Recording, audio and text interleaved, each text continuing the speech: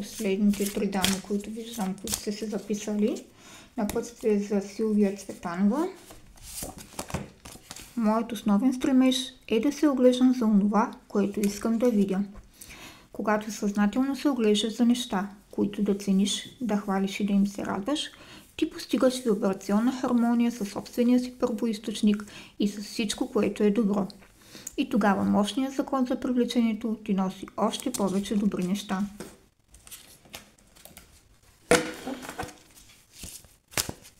За Йорданка Българова.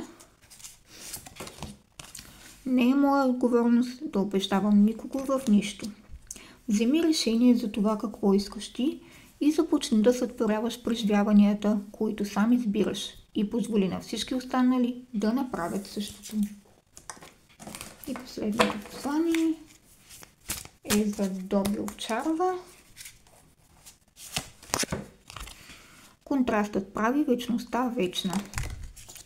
Твоето лично скъпоценно ново желание винаги се ражда от контраста. След това то бива чуто от изначалната енергия, която му откликва, като го превръща в желаното. По този начин се случва великолепното разширение на Вселената.